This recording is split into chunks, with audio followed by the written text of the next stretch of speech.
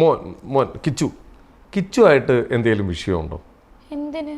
അവൻ എൻ്റെ മോനല്ലേ, അവനുമായിട്ട് എന്ത് വിഷയം? ഞങ്ങൾ തമ്മിൽ നല്ല ബോണ്ടാണ്, നല്ല രീതിയിൽ പോകുന്ന അമ്മ മകൻ. കാരണം എനിക്ക് സുചേട്ടൻ്റെ ആ ഒരു നിങ്ങൾ സംസാരിച്ചുകൊണ്ടിരിക്കുന്ന ടൈമിൽ ഒരാഴ്ച കാലഘട്ടം ഒരാഴ്ചയോളം ഞങ്ങൾ ഒരുമിച്ചുണ്ടായിട്ടുണ്ട്. ഞാൻ സുചേട്ടനായിട്ട് ഒരു വർക്കുമായി ബന്ധപ്പെട്ട് ഒരുമിച്ചുണ്ടായിട്ടുണ്ട്. അപ്പോൾ അടുത്തടുത്ത റൂമിലായിരുന്നു അവര്. അന്ന് ശ്വാസിൽ ഞങ്ങൾ വേറൊരു വർക്കിന്റെ ഭാഗമായിട്ട് ഇവിടെ എഴുത്തും കാര്യങ്ങളും നടക്കുന്നു. അപ്പോൾ ഞങ്ങൾ ഇടയ്ക്കിടയ്ക്ക് കാണാറുണ്ട്. അന്ന് കിച്ചു കൂടെയുണ്ട്. കിച്ചുവിന് 13 വയസ്സാണ്. അന്ന് രേണു വിളിച്ചു തുടങ്ങിയത്. അന്നാണ് സൂചേട്ടനെ വിളിച്ചു തുടങ്ങിയത്. സൂചേട്ടന്റെ ലൈഫിലോട്ട് വരുന്നത് സൂചേട്ടനെ ആദ്യമായിട്ട് കോണ്ടാക്ട് ചെയ്യുന്നത്. സൂചേട്ടൻ പറയാറുണ്ട്, ഇത് എന്റെ ഗേൾഫ്രണ്ട് ആടാ, എന്റെ വാവൂട്ടനാടാ, ഞാൻ കെട്ടാൻ പോകുന്ന കുട്ടിയാടാന്നൊക്കെ പറഞ്ഞേക്കാം.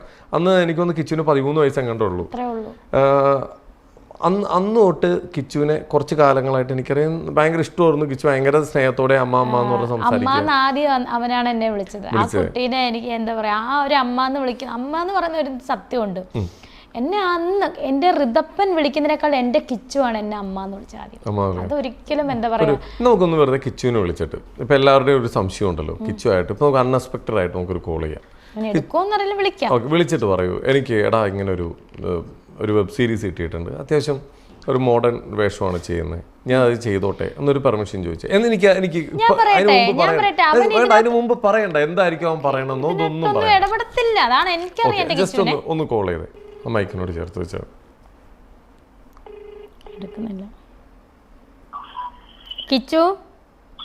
കിച്ചു അമ്മയാടാ, എവിടാ പന്ന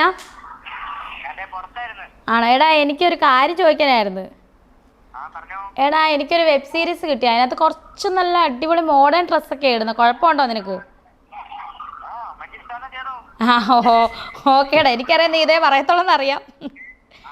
ഓക്കേടാ ശരി, വീട്ടിലോട്ട് വാ കേട്ടോ. ഓക്കേടാ, ബൈ ബൈ, ശരി.